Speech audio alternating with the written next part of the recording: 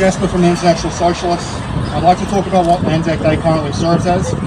It's a day for our colonial state to wash its atrocities and emotional propaganda and outright lies.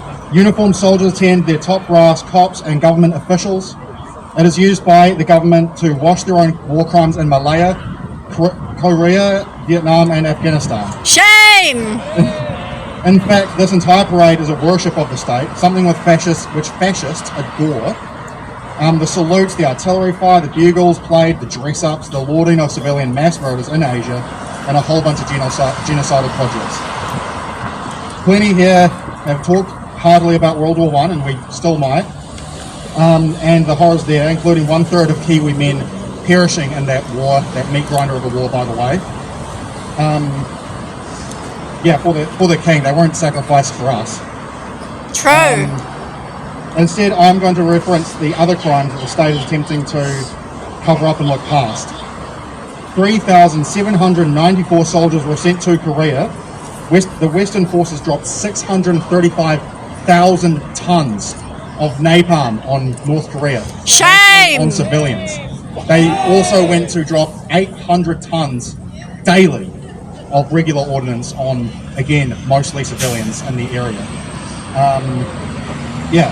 And after South Korea has vacillated between a liberal democracy and a dictatorship backed by the West, and North Korea is basically just run by a straight dictatorship that rose out of the rubble of that situation. 4,000 New Zealand soldiers were sent to Malaya. I know not a lot of people seem to know about the Malayan emergency, but it's worth talking about. In the so-called Malayan emergency, in which the British-backed forces and Western troops were known to collectively punish civilians, establish concentration camps, and even parade enemy heads which they chopped off through the streets. Shame! 3,890 soldiers were sent to Vietnam, possibly one of the most well-documented washings of civilian life, so I'm sure you all know stories, including the My Lai massacre, Operation Speedy Express, the Phoenix program, and Tiger Force. It's among some of the many things that I guess we can feel pride in. 3,500 New Zealand soldiers were sent to Afghanistan, the 20-year war.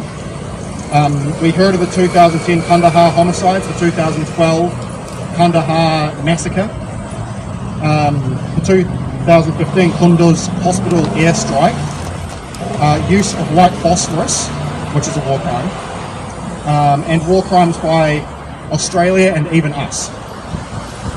I think that we should oppose ANZAC Day next year more directly. I think we should start organising 3 to 6 months in advance.